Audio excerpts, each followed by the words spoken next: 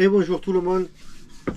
Alors aujourd'hui on ne va pas sortir avec grain de sel, hein, et il y a un vent, il y a un vent de fou et surtout ils annoncent la pluie et les orages. Donc je me suis dit, la dernière fois tu as dit pourquoi tu sortais pas, que tu ferais une prochaine vidéo, tu expliquerais ça dans une prochaine vidéo. Donc c'est ce qu'on va faire aujourd'hui.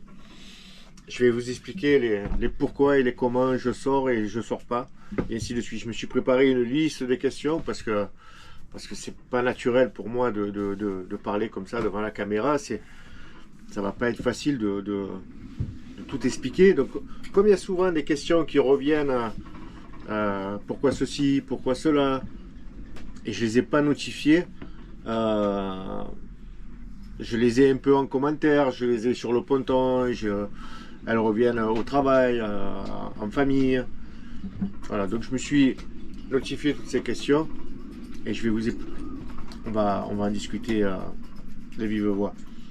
Mais avant de commencer cette discussion, je voudrais vous expliquer pourquoi je fais des vidéos. Donc je pense que je l'avais dit dans une vidéo précédente, mais c'est surtout parce que j'ai vu d'autres youtubeurs faire des vidéos, partager leur expérience. Alors il y avait des plaisanciers, mais il y avait surtout pour moi ce que j'appelle plus des plaisanciers, des navigateurs. Quand je parle de navigateurs, je parle pour ceux qui suivent les chaînes YouTube, de très grands navigateurs, parce que ça fait 8 ans qu'ils voyagent. Tom et Anicia du Voilier Vagabond, ça fait longtemps que je les suis et ils me font rêver. Et en plus là ils sont au Fidji, c'est magnifique quoi. Pierrot, hein, number one pour moi, c'est plus un plaisancier aujourd'hui, c'est un grand navigateur. Il navigue seul, il va loin. Je sais plus où il est dans les dernières vidéos. Il est à Cuba dans les dernières vidéos actuellement. Pareil, il m'a appris beaucoup. J'ai appris grâce à Pierrot. J'ai appris beaucoup de choses. Et Stéphane du Voilier Tangaroa,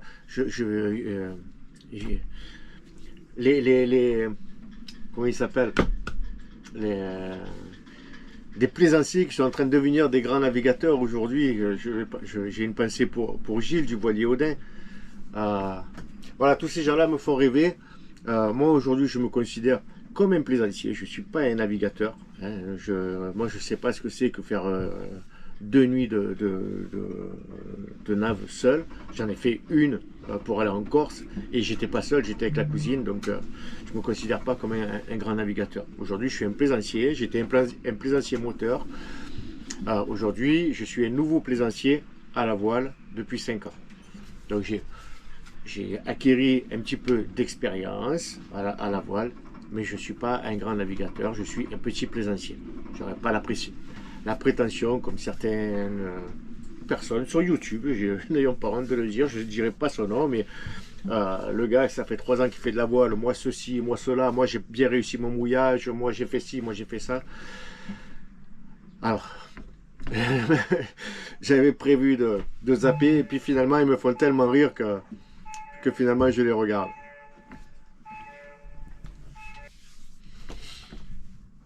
Bon, il y a une alarme qui s'était mise à sonner, je ne savais pas ce que c'était mon téléphone. Qu'est-ce que je disais? Oui, donc je disais merci à tous ces partages d'expériences de Pierrot, de Tom, Anicia, Gilles et j'en passe. Moi, ça m'a appris beaucoup sur la plaisance. Maintenant, je vais vite faire encore un petit commentaire. C'est par rapport au montage des vidéos et faire des vidéos quand j'ai commencé. C'est pas évident du tout de parler devant une caméra. De s'exprimer devant une caméra, c'est très compliqué. Et ce qui est encore plus compliqué pour moi, c'est de faire des montages vidéo. Donc, grâce à Thomas du Voilier de Liberty, il m'avait donné une application qui s'appelait Movavi, pour ceux qui, peut-être qu'il y en a qui travaillent encore avec. Alors, elle est très simple d'utilisation, mais je n'arrivais pas à avoir une qualité d'image, une belle qualité d'image. Donc, mon fils m'a prêté un nouveau moteur de montage. L'image est parfaite. Mais par contre, l'outil est très compliqué pour moi. Hein. Moi, je suis la génération des Minitel, j'ai travaillé un petit peu sur les ordinateurs, mais je ne suis pas informaticien, j'ai vraiment des grosses lacunes en informatique. Donc c'est très compliqué de faire des montages vidéo, c'est très compliqué de parler devant la caméra, même si je suis seul comme une couillonne devant ma caméra, c'est pas évident. Alors on va enchaîner donc sur le pourquoi je sors, quand je sors pas, et avec une liste de questions que je me suis déjà préparée. Allez, je vais m'auto-interviewer. Et pour toi, c'est quoi exactement une sortie en voilier? Une liberté, une passion, une aventure ou une façon de décrocher? Ben, je vais dire que c'est l'ensemble de ça. Hein. C'est un sentiment de liberté. C'est une passion, parce qu'il faut être passionné pour avoir un voilier. Je l'ai dit dans une autre vidéo, pour pouvoir ça a un coût terrible. Ça demande beaucoup de temps pour l'entretenir. Ça a un coût à l'achat, ça a un coût à l'entretien, ça a un coût à le garder au port. Tout ça, ça a un coût.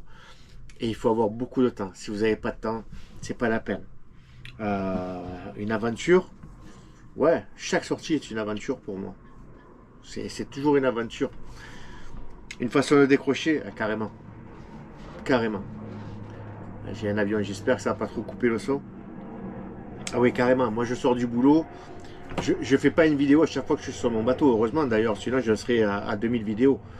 Quand je sors du travail, si j'ai le temps, si j'ai pas fini trop tard ma journée, c'est sur la route pour monter chez moi. Donc je m'arrête, je fais un crochet, je vais à mon bateau. De temps en temps, je vais même faire un petit tour sur l'étang, donc je filme pas tout. Mais oui, ça me permet de faire partir tout le stress de la journée. Je suis sur mon bateau, je navigue et c'est bien, je fais des ronds dans l'eau. De temps en temps, je jette une canne, je me fais mon petit loup. Je filme pas tout à chaque fois. Hein. Comme je vous l'ai dit, à chaque fois que je pêche, je ne vais pas faire un film. J'ai fait un film une fois. Je pense que ça suffit. Je ne vais pas à chaque fois partager quand je fais une pêche. Mais ouais, c'est un sentiment de liberté totale. Hein. Je démarre. Allez, ça dure 5 minutes. En 5 minutes, j'ai dû consommer quoi? Un demi-verre d'essence. Et je pars me balader 1 heure, 2 heures, 3 heures maximum en fin de journée. Une journée, c'est de 16-17 heures et je rentre vers les coups de 18h30, 19h, 20h si j'ai un peu glissé. Mais tout ça à la voile, quoi, ça m'a rien coûté. Donc ouais, c'est la liberté totale. Allez, on passe à la deuxième question. Alors, question numéro 2. Te rappelles-tu de ta toute première sortie en voilier? Alors, j'ai fait plein de petites sorties sur l'étang, je me suis fait peur plusieurs fois et ainsi de suite. Mais ma toute première sortie en voilier sur la mer, oui, je me rappelle, j'ai même fait une petite vidéo que j'avais mis sur YouTube. Je vous mettrai dans la description le lien pour voir cette première vidéo.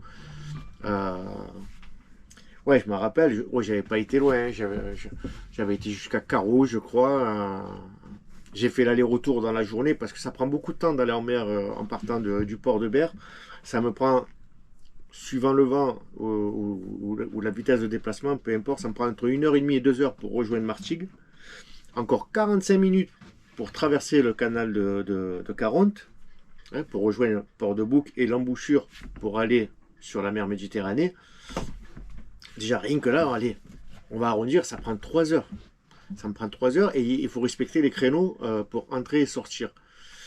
Donc, mais par contre, oui, ma première sortie, oui, je m'en rappelle, c'était un peu...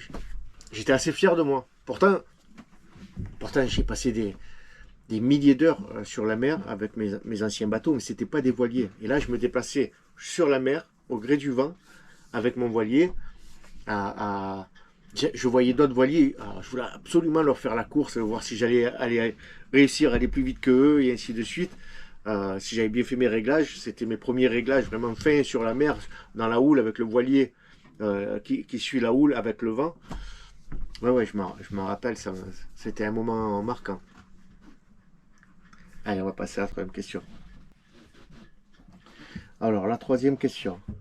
À partir de quand t'es-tu senti vraiment capable de sortir seul ou de prendre des décisions en mer? Alors, à partir de... Je pense que je me suis... euh, j'ai toujours eu le courage de sortir, on va dire. Mais je me suis fait peur plusieurs fois. Parce que le bateau il gitait trop pour moi et ainsi de suite, où je trouvais que les vents étaient trop forts. Et je l'avais dit dans une vidéo précédente, c'est les anciens en fait qui m'ont fait découvrir la voile, qui m'ont fait découvrir les capacités d'un voilier et surtout du mien à travers une régate où un ancien nommé Lucien est monté sur mon bateau et m'a montré que toute voile dehors, il n'y avait pas de danger de voilier qui se retourne. Euh, on risque de démater si on est surtoilé, de casser les haubans et les galopants et ainsi de suite. Enfin, voilà, on risque de la casse, de la déchirure, mais en aucun cas que le voilier fasse une culbute. Quoi. Non, non, ça fait pas ça. Il se couche, point barre, et une fois que la pression du vent a arrêté, ben, le système de quille fait que le bateau se relève. Euh, à partir de quand? Ben, c'est à partir de ce jour-là qu'on a fait la régate ensemble et que j'ai pu voir que mon bateau, ben, ah ouais, quand même, il encaisse tout ça. Ah d'accord, l'eau, elle peut venir jusqu'ici. Ok, ben à partir de maintenant, j'ai eu moins d'appréhension. En tout cas, ça a fonctionné. Grâce à cette sortie, j'ai eu le courage de sortir régulièrement. D'ailleurs, je ne sortais plus que quand il y avait du vent. Avant, je sortais quand il n'y avait pas beaucoup de vent. Et dès que le vent montait, je rentrais. Aujourd'hui, je fais presque l'inverse. Alors, je ne dis pas que je sors tout le temps quand il y a du vent. Des fois, je sors, il y a pétole. Hein. Vendredi dernier, il y avait pétole quand on est sorti. Et on savait que le vent allait monter. Euh, pour prendre plus de plaisir, je sors généralement quand il y a 10-15 nœuds de vent. Et que ce soit en mer ou sur l'étang. Allez, on va passer à la question suivante. 4. Est-ce qu'il y a une différence entre savoir piloter un bateau, enfin un voilier, et se sentir marin? Moi, je dirais plutôt, est-ce qu'il y a une différence entre faire de la plaisance en voilier et être un navigateur? Parce que être un plaisancier et un navigateur, pour moi, c'est vraiment deux choses complètement différentes. Un plaisancier, c'est un apprenti pour moi. C'est quelqu'un qui apprend, qui se mesure pour moi, ici, sur l'étang et en Méditerranée. Hein, je me suis mesuré cet été, je suis parti en Corse et j'ai fait l'aller-retour. Mais je ne suis pas un grand navigateur, je ne suis pas un navigateur, je suis un plaisancier qui apprend à chaque sortie et ainsi de suite. Je serais un grand, je me désignerais comme un navigateur quand j'aurais fait un tour de Méditerranée accompagné d'une transat. C'est toujours dans mes projets. J'espère avoir la santé pour le faire. Euh, il va falloir juste que je sois patient. Ça ne sera pas pour demain. J'avais prévu de le faire bientôt. Mais ça sera peut-être l'objet d'une autre vidéo. Donc oui, il y a une différence entre le plaisancier et oui, il y a une différence entre le plaisancier et le navigateur. Allez, on va passer à la question numéro 5. Pardon. Question numéro 5. Quels sont les critères que tu regardes avant de décider de faire une sortie? Alors, déjà, est-ce que je me sens de sortir aujourd'hui? Voilà, je viens de me lever. Est-ce que j'ai pas trop mal au dos? Est-ce que j'ai pas trop mal au cervical? Vous savez que j'ai eu des soucis, pour ceux qui me suivent, de colonne vertébrale et de cervical. Donc, tout y va bien, j'ai mal nulle part. Est-ce que je me sens de sortir? J'ai toujours envie de sortir. Donc la première chose que je vais faire, c'est regarder la météo sur Windy. C'est ce que j'ai fait aujourd'hui. Alors, c'est bizarre parce qu'il fait encore soleil et il y a le vent en train de tomber alors qu'ils avaient annoncé qu'il y aurait de la pluie. J'ai regardé sur les deux sites météo. On va regarder encore une fois en live.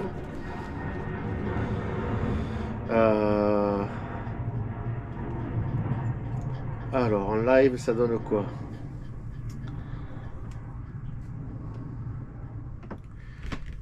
Ça va prendre 2 petites secondes à cause de la publicité.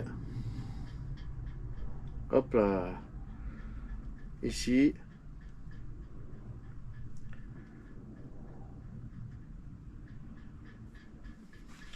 Alors, ils annoncent toujours de la pluie. Ok, bon, ben, je sais pas, parce que là, pour l'instant, je vois bien des nuages au loin, mais il y a un beau soleil.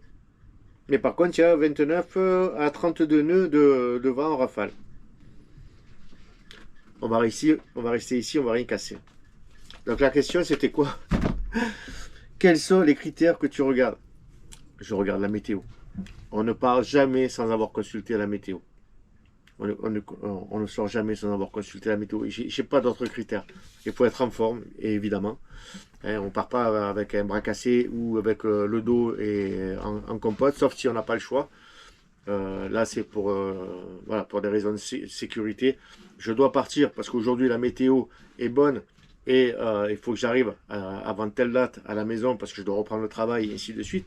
Ça pourrait être une cause de je rentre malgré que j'ai mal au dos pour moi. Mais je ne sors pas si j'ai pas consulté la météo. Si la météo n'est pas bonne, je peux avoir mal au dos, je peux être dans la meilleure des formes. Si la météo n'est pas bonne, elle n'est pas bonne, on ne sort pas, on ne prend pas de risque. Alors, question numéro 6. À partir de quel moment tu décides finalement de ne pas sortir en bateau ou en voilier? As-tu des limites personnelles précises? Ben oui, j'ai des limites personnelles précises. Comme toute personne responsable, euh, je me mets des limites, effectivement. Je choisis toujours les meilleures conditions. Pour moi, les meilleures conditions, c'est ne pas dépasser les 17-18 nœuds de vent. Voilà. J'estime que le matériel ne souffre pas et je vais passer un moment agréable. Euh, si ils annoncent du 30 nœuds dans la journée, du 25-30 nœuds, je ne sors pas non plus, j'annule ma sortie. Même si j'ai un beau départ. Alors, si j'ai un beau départ, sous 10 nœuds, 15 nœuds, 17-18 nœuds, je peux sortir s'il est maintenu. Mais si je sais qu'il va y avoir 25-30 nœuds, je ne sors pas. Ça ne va pas être confortable, mon bateau va souffrir. Euh, si c'était un vent de retour qui n'était pas prévu, c'est un imprévu, c'est une chose. Mais voilà, je regarde ma météo. Si j'arrive au bateau qui a déjà 25-30 nœuds, c'est même pas la peine, je sors pas. S'il y a du vent d'est fort, soutenu, je sors pas non plus parce que à peine je largue les amarres, mon bateau part dans les rochers qui sont sur le tribord du voilier. Donc j'ai pas le temps de prendre de l'élan que je suis déjà sur les pierres. Donc vent d'est fort, soutenu, plus de 17 nœuds, je sors pas. Plus de 15 nœuds, je sors pas parce que ça me pousse le bateau dans les rochers. Euh, Mistral et Tramontane, ça me pousse au milieu du port, donc j'ai pas de souci avec ce vent-là. Jusqu'à 20 nœuds. Allez, on va dire jusqu'à 20 nœuds. Je sors s'il est maintenu. Par contre, si un vent, le vent va monter, je ne sors pas, j'annule la sortie. Et bien sûr, je ne sors jamais quand il pleut. Voilà, je ne vais pas me prendre la foudre, je ne vais pas me tremper. Je ne vois pas l'intérêt de sortir sous la pluie. Je ne trouve pas ça agréable. Allez, on passe à la 7e question. As-tu déjà annulé une sortie au dernier moment alors que d'autres disaient ça passe? Oui, souvent. Souvent. J'ai une anecdote. J'en ai sur les temps. Ouais, ouais, aujourd'hui on fait la régate et tout. Ça passe, t'inquiète, tu peux la faire. On a été plusieurs à renoncer. J'étais le premier à dire non, non, moi je la fais pas. Le vent il va monter. Et j'ai bien fait parce qu'il y a eu de la casse ce jour-là. Mais en Corse, cet été, on avait décidé de se mettre à l'abri au port. Ah merde, je ne me rappelle plus. Tino Rossi. Avec Céla, on y est resté presque une semaine. Et cette semaine-là, il y avait 2 voiliers qui étaient avec nous, qui ont dit on n'a pas le choix, on doit rentrer. Alors qu'ils annonçaient des vents à force 6-7, des creux de 3 à 6 mètres. Et tu rentres avec nous? Non. Non, de toute façon, j'étais dans ma situation de travail, on va dire, à l'aise. Je n'avais pas de date de retour. Voilà, je l'expliquerai dans une vidéo. Ils sont partis. Ils sont partis. Ils ont eu de la chance que le Cross Méditerranée, était à Ajaccio. Ils ont dû renoncer un des voiliers a réussi à rentrer en fuite, à revenir sur Ajaccio. L'autre voilier a eu tous ce qui peut arriver de pire, le moteur qui ne répond plus, les voiles qui se déchirent. C'est le Crossmet qui est parti les chercher, qui les a remorqués, qui les a ramenés jusqu'à Ajaccio. Donc oui, ça m'est déjà arrivé de renoncer et de dire j'ai bien fait. Allez, 8e question. C'est où, selon toi, savoir rester au port, ça fait partie du métier de marin? Non, elle n'est pas bien cette question. Est-ce qu'il faut savoir rester au port? Ben, en fait, ça rejoint la septième question. Oui, tout à fait. Moi, j'ai pas de honte à avoir. En fait, c'est de la prudence. Je crois que c'est Pierrot qui m'avait commenté un jour, qui m'avait dit ne perds jamais cette prudence. Il faut savoir la garder. Il faut savoir garder une crainte et une peur pour être vigilant et prudent. Je me l'avais commenté, je ne sais plus sur quelle vidéo où on en avait discuté. Je ne sais plus à quel moment, mais je sais que c'était lui et ça m'avait touché d'ailleurs qui m'avait fait cette n'aie pas peur de toujours avoir peur. Voilà, en gros, c'est ce qu'il voulait me dire. Il faut garder cette crainte pour garder la vigilance, pour ne pas commettre d'imprudence. Allez, on poursuit. Avec l'expérience, est-ce que tu es devenu plus prudent ou plus confiant? Je sais pas si je suis devenu plus prudent ou plus confiant. Plus confiant, oui, peut-être. Parce que je me suis expérimenté en navigation. Donc j'ai pris confiance, pas en moi spécifique, au bateau. J'ai pris confiance en Grain de Sel et en ses capacités. Parce qu'on l'a fait naviguer sur des mers houleuses, avec des vents forts, au près, au bon plein, au travers. Enfin, on l'a mis vraiment dans des conditions l'été dernier. Ça a été musclé, ça a été des vacances musclées au niveau navigation. Heureusement qu'on avait fait une régate avec Stella quelques semaines avant le départ. On savait qu'il y aurait un vent soutenu. D'ailleurs, il était monté jusqu'à 30 nœuds. On avait fait des pointes à 8 nœuds 4 sur l'étang. On avait beaucoup forcé sur le matériel. Et ça nous avait rassuré d'ailleurs de... Ah, quand même, hein, le Grain de Sel, il encaisse quand même. On a vu qu'il partait au loft facilement, qu'il fallait réduire la voilure et ainsi de suite. À quel moment il fallait réduire la voilure? Donc ça nous a bien aidé. Ça nous a bien aidé, pardon. Donc avec l'expérience, est-ce que tu es devenu plus prudent? Je suis toujours prudent. La prudence, pour moi, il n'y a pas de... Je suis intransigeant avec moi-même. Je veux conserver le matériel. J'ai la responsabilité des personnes qui sont à bord, donc de la cousine qui était avec moi. Je suis hyper prudent. Dans la vie, en général, je suis hyper prudent. Peut-être un peu trop des fois. Allez, on continue. 10e question. Tu as déjà vécu un vrai moment de peur ou de doute en mer? Comment tu l'as géré? Alors, on va revenir à... Non, j'ai jamais eu peur en fait. J'ai toujours eu confiance en mes capacités, de ce que j'avais appris. Je sais que j'ai beaucoup à apprendre. J'ai confiance en Grain de Sel. Mais quand on est parti en Corse, j'ai un tonton qui m'a mis le doute. Au moment du départ. On est parti sans vent. Et d'ailleurs, on a fait toute la traversée au moteur. À l'aller, on a eu pétole. Ciel dégagé toute la nuit. On y voyait comme un plein jour. On voyait les étoiles, la lune, ça nous éclairait. C'était magnifique. Franchement, on a fait... Et donc, mon oncle m'a dit, mais vous allez traverser au moteur, mais tu n'auras jamais assez d'essence. Et je le sais pertinemment qu'avec 80 litres, je peux faire 3 allers-retours en Corse-La Ciotat. Mais il a réussi à me mettre le doute. Je me suis mis à faire des calculs de distance et de litres. Au lieu de calculer en heures, je me suis mis à calculer en distance. Et j'ai eu peur. J'ai dit putain, mais je vais pas avoir assez d'essence. Il a raison, tonton.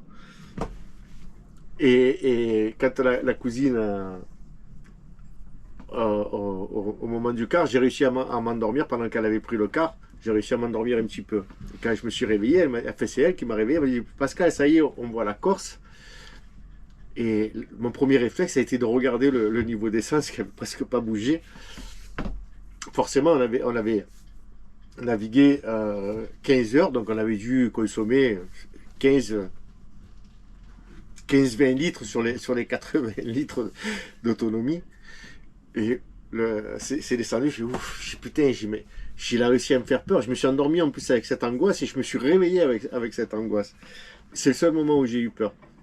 Je me suis toujours senti en confiance. Pourtant, on a eu des navigations musclées. Il y a eu certaines fois où on a eu de la chance de ne pas être en navigation, où on s'est mis au mouillage à temps, où on a pris la bouée à temps. En navigation, j'ai jamais eu peur. À part cette angoisse-là à cause du tonton.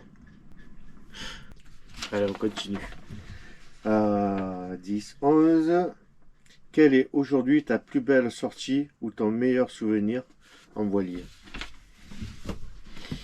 Je pense que ça va être pareil pour tous les plaisanciers. Ben, c'est mon premier voyage avec Stella, avec la cousine, avec le petit voilier, avec Dans tes rêves. C'est la première fois qu'on allait loin. On a eu une météo fantastique pendant 3 semaines. Même si on a manqué souvent de vent, mais c'est normal, c'est juillet. Juillet, il y a beaucoup de pétrole en juillet. Il y a que l'année dernière qu'il y a eu 3 semaines, 4 semaines Mistral Tramontagne consécutifs. Mais l'été de 2024, d'arriver au Frioul, du Frioul partir à Bandol, Porquerolles, enfin, c'était magnifique. Et c'est à partir de là d'ailleurs qu'on a dit on va en Corse, quoi. L'année prochaine on part en Corse. Il faut qu'on. J'ai dit à la cousine, t'inquiète, je prends un voilier plus grand et je vais vendre Dans tes rêves, le petit voilier de 7-8 mètres que j'avais. Et on continue. On continue, cousine, c'est trop bien, c'est trop beau. Ça ne coûte rien et on n'est que dans des endroits idylliques. Allez, on continue. Alors, donc la première question, ton plus beau souvenir. La question 12. Au contraire, la sortie où tu t'es dit, là, j'aurais dû rester au port.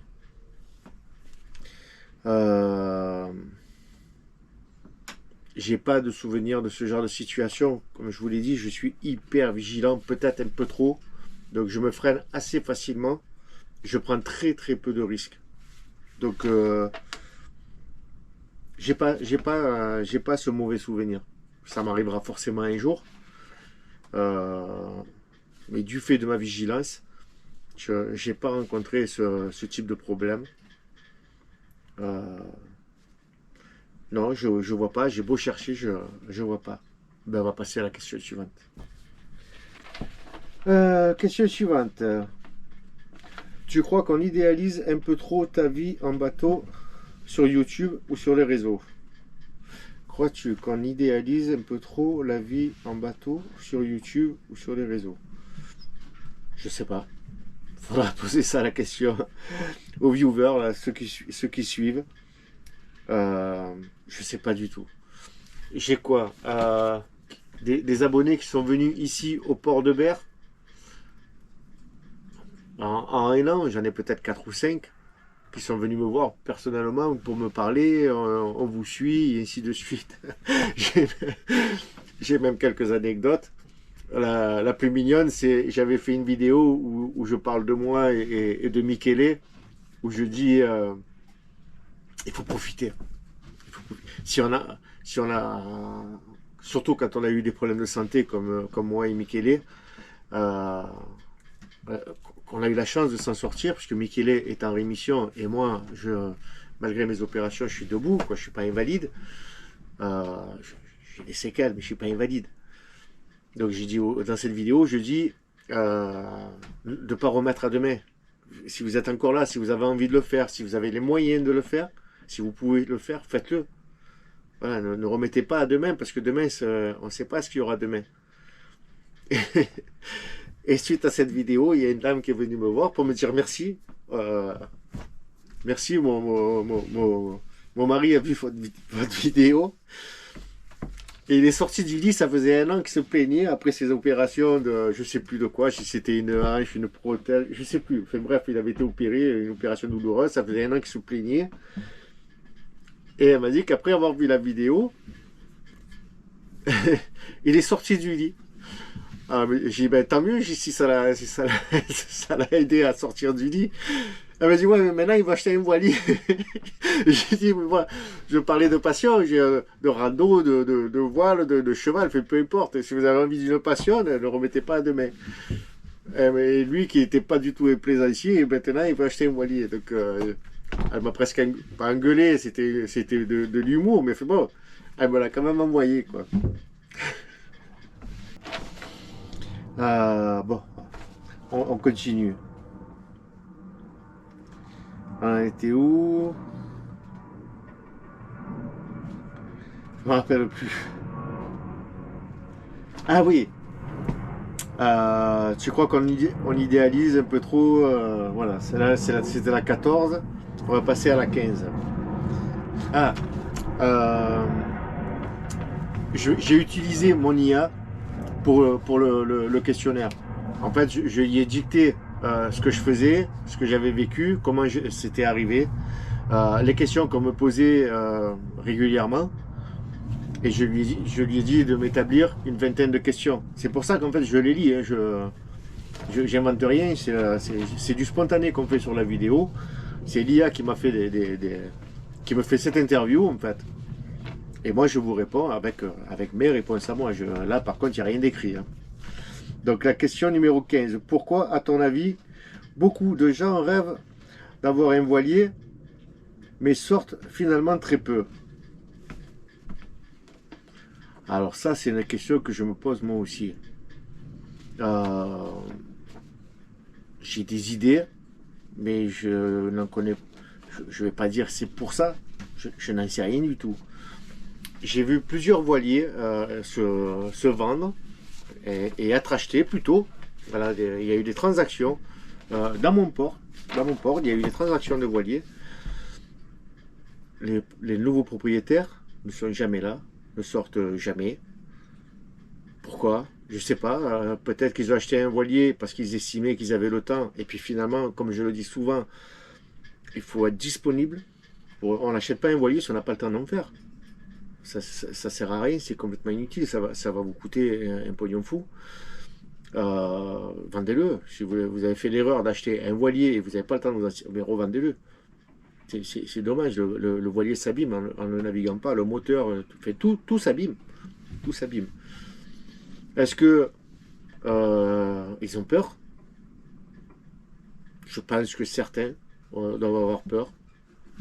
C'est compréhensible. Je vous l'ai dit, j'avais peur moi aussi au début, mais je suis une tête de mule, moi, donc je persiste. Et puis j'y suis arrivé, et tant mieux, et j'ai été aidé, tant mieux aussi.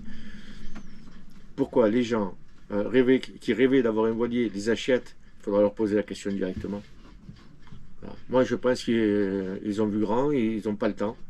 Ils ont acheté un voilier, ils n'ont pas le temps de s'en servir, ou alors ils ont peur. Ils sont sortis une fois ou deux et ils ne se sentent pas le courage. Ils comptent sur quelqu'un d'autre pour les accompagner et ils n'ont pas ce quelqu'un d'autre pour les accompagner. Je ne vois pas autre chose.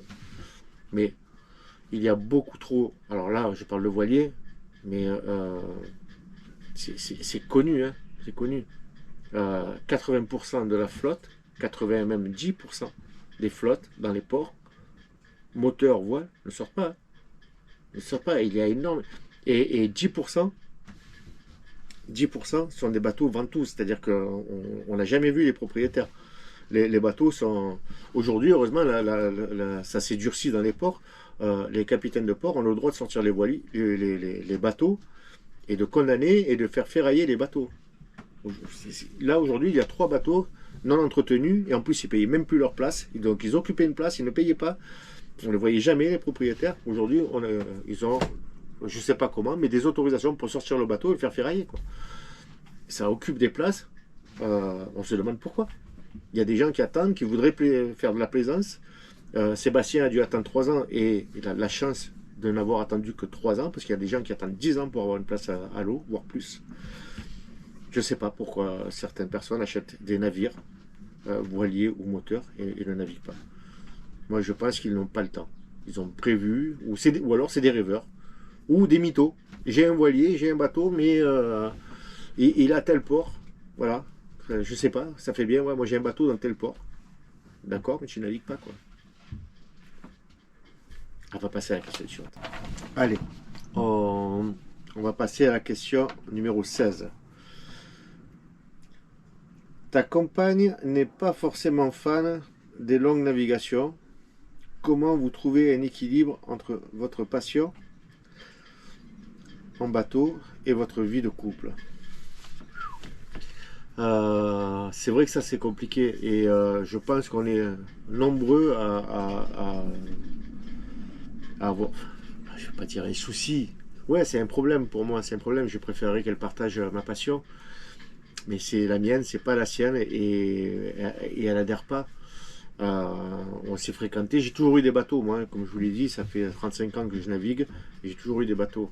Mais au début de notre relation, parce que ça fait pas longtemps que ça fait quand même 8 ans, mais au début de notre relation, j'avais des bateaux à moteur, elle adorait ça, on était en moins de 2 heures, on était au Frioul, on passait le week-end au Frioul. On se déplaçait vite et on savait qu'on partait à telle heure et on arrivait à telle heure. En voilier, vous ne savez pas à quel moment vous allez partir exactement, et encore moins quand est-ce que vous allez revenir. Et la distance pour aller au Frioul, ça me prend une journée entière. Une journée pour y aller, une journée pour revenir. Et pendant ce temps de trajet, vu qu'elle n'est pas passionnée par la voile, elle se fait chier. Elle se fait chier. Est-ce que je peux comprendre? Moi, si on me demandait de faire quelque chose que j'aime pas, au bout de quelques heures, je dirais c'est bon, allez, tu t'arrêtes, je descends. Voilà, ça me plaît pas. Donc, elle est patiente. Quand elle vient avec moi, j'essaie de faire des navigations courtes. C'est d'ailleurs pour ça qu'en Corse, la première fois, en 2023, on avait loué un voilier. Comme ça, j'ai dit, on part d'Ajaccio et puis on fait des sauts de puce à Cacalou, Campomoro et ainsi de suite. Voilà, c'était des navigations qui ne duraient pas plus de 3 heures, on va dire. Donc ça lui avait bien plu. Ça n'avait pas emballé non plus, hein, quand on a fait le retour de Tiziano à Ajaccio, 8 heures de navigation, avec un vent de face, une mer houleuse. Ça l'a pas emballé, hein, ça l'a pas emballé. Donc c'est compliqué. C'est compliqué, donc il faut faire des compromis. Il faut faire des compromis. Les vacances, j'ai la chance d'avoir beaucoup de vacances. Ben, je les partage. Je ferai une période pour elle et une période pour moi. C'est-à-dire que son temps de congé, c'est 15 jours. Je pars avec elle 15 jours. On les passe ensemble. Et puis, ce qui me reste moi de congé, ben, je pars avec mon voilier. Je pars avec mon voilier. C'est ce que je ferai cet été. Je pars loin, je pars pas loin, j'en sais rien. Mais voilà, il faut ménager la chèvre et le chou, comme on dit. Allez, question 17. Accepte-t-elle les sorties à la journée et sous quelles conditions exactement? Ben, oui, bien sûr heureusement que de temps en temps elle vient avec moi. Mais comme je l'ai dit, il ne faut pas que les conditions soient mauvaises, et surtout que ça dure trop longtemps. Faire un retour de Saucé, comme on a fait l'été dernier, jusqu'à Berre, ça commence déjà à être un peu long pour elle. C'est-à-dire que ça fait plus de 3 heures. On a mis 4-5 heures. On a dû attendre devant le pont le pont Levant de Martigues. Vendredi, pour elle, c'était cool. Vendredi dernier, c'était cool. 3 heures de navigation, on est arrivé à Saint-Chamond, on est parti à 2 voiliers. Donc on a pique-niqué dans un coin, on a pu communiquer entre les voiliers. On a eu un retour un peu plus sport avec un bon zef. Bien que c'est le moment où elle a dormi 1h30 en tout. Elle a dit, oh là, ça me berce, mais j'ai envie de dormir. Et elle s'est vraiment endormie. Elle a dormi 1h30 sur le trajet qui faisait quand même presque 2-3 heures. Non, on a mis 2 heures pour rentrer. Elle a dormi 1h30 sur les 2 heures. Donc, voilà. Ouais, les conditions, c'est ça. Faut pas que ça dure trop longtemps. C'est pas son kiff euh, d'attendre. Elle n'a pas le ressenti que j'ai moi de la navigation, de trouver le petit réglage, de voir le clapot, d'entendre le clapotis et ainsi de suite. C'est pas son kiff, c'est le mien. C'est le mien. Waouh, 18. Est-ce que le voilier peut parfois créer des tensions dans le couple ou au contraire renforcer certains moments?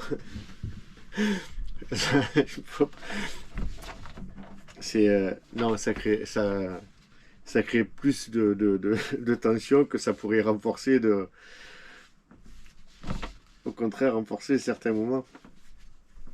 Non, ça renforcera pas le couple. On va partager des bons moments ensemble peut-être, mais ça crée plus de tension qu'autre chose. Il faut être honnête. Ma, ma, ma- c'est ma passion. Elle ne la partage pas. Euh, je prends des décisions qui vont à l'encontre de sa façon de voir les choses. Euh, et je me dis, un exemple tout bête. On va passer 15 jours ensemble cet été, en vacances, sans le voilier. On rentre et je décide de partir 3 semaines. Elle reprendra le travail. Je me dis, je me donne bonne conscience, me dire, elle est au travail, moi il me reste des congés, je pars 3 semaines. Et on pourrait me dire, mais tu es égoïste, tu pars sans elle, et ainsi de suite. Et moi je me dis, mais qui est le plus égoïste de nous deux? C'est celui qui empêche l'autre de partir, ou celui qui part, qui dit, regarde ce que je vois, qui partage son. C'est compliqué. C'est compliqué, et je comprends que j'accepterai parce que si elle me dit ouais moi j'ai envie de faire le GRV en Corse, je pars en rando avec des copines ou des copains, peu importe, hein, moi je suis pas jaloux. Euh, la jalousie c'est quand on n'a pas confiance. C'est un autre débat. Je dirais mais vas-y va le faire parce que je voudrais pas qu'on m'empêche de faire quelque chose. Tout simplement. Tout simplement. Oui, ça crée des tensions dans le couple. Allez, on passe à la dernière. Non, avant-dernière question. Tu crois qu'il faut être un peu amoureux de la mer pour supporter un vrai, un vrai voyage en voile? Tu crois qu'il faut être un peu amoureux de la mer pour supporter un vrai voyage à la voile? Alors, je ne comprends pas la question qui m'a posée l'IA. Euh, mais pour avoir envie, en tout cas, pour avoir envie de vivre une aventure en mer, bien sûr qu'il faut être amoureux de la voile. Il faut être passionné. Euh, il faut avoir navigué, il faut avoir vécu un petit peu sur l'eau quand même, des petites aventures avant, comme je dis souvent, des sauts de puce. Hein, là, j'ai fait des sauts de puce. Hein, j'ai été jusque sur la côte d'Azur avec le petit voilier. Avec celui-ci, je suis allé en Corse, je suis revenu, j'ai refait des sauts de puce sur la côte d'Azur en revenant jusque sur Marseille, Martigues et vers l'étang. Ça m'a donné envie d'aller encore plus loin. Euh, je pense que ça serait une erreur de dire j'ai vu les autres faire, j'ai envie de faire pareil, je vends tout, j'achète un voilier et je pars faire la traversée, la transat. Il y en a qui l'ont fait, hein. Il y en a qui l'ont fait, je les ai suivis et ça s'est bien passé. Je pense que pour qui ça s'est pas bien passé, déjà ils n'ont pas fait de vidéo, ils n'en ont pas parlé. Je pense que ça serait une grosse erreur que de croire que c'est facile. C'est pas facile. Et c'est pas parce que vous avez un voilier de 40 pieds, 45 pieds que c'est facile. Enfin, c'est mon point de vue. C'est mon point de vue. Peut-être que j'ai tort. Hein. Certains mettront en commentaire n'importe quoi, mais j'ai acheté un 40 pieds, j'avais jamais navigué. Je sais qu'il y en a qui ont fait ça. Je sais qu'il y en a qui l'ont fait. Je ne vais pas dire mon point de vue parce que je ne vais pas me faire des amis. Je pense que c'est une erreur. Voilà. Pour faire court, je pense que c'est une erreur. Mais oui, il faut être passionné et il faut avoir connu, avoir une certaine expérience avant de se lancer dans un grand voyage. Quel conseil tu donnerais, c'est la dernière question, quel conseil tu donnerais à quelqu'un qui rêve de se lancer dans la voile, mais qui hésite encore?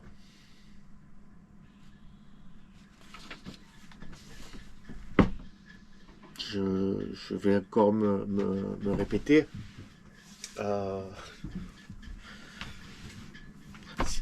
alors, déjà,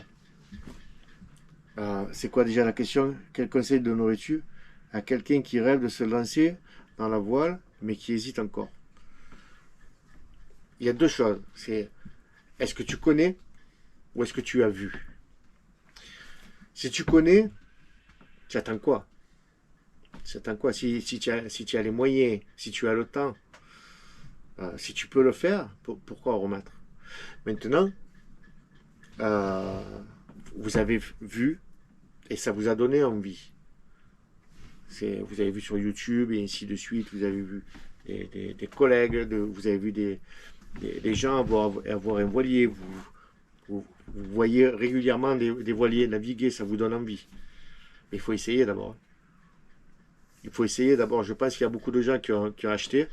Pareil, vous ne trouverez pas de vidéo là-dessus, des gens déçus. Il faut d'abord essayer. Alors, avoir un ami qui a un bateau, je crois qu'il y a des... Même sur le Bon Coin, il me semble qu'il y a des gens qui proposent des tours en voilier. Il faut essayer. Il faut essayer avant de se lancer. Mais les conseils, j'ai pas de conseils. Mon seul conseil, c'est, je me répète, si vous avez la santé, vous avez le temps, vous avez les finances, pourquoi attendre? Pourquoi attendre? On n'a qu'une vie. Hein. On n'a qu'une vie et on ne sait jamais s'il va manquer du sable dans le sablier et à quel moment il va manquer du sable. J'ai vu des gens trop jeunes partir. J'ai vu des gens trop jeunes pour partir et pas avoir pu faire ce qu'ils voulaient faire.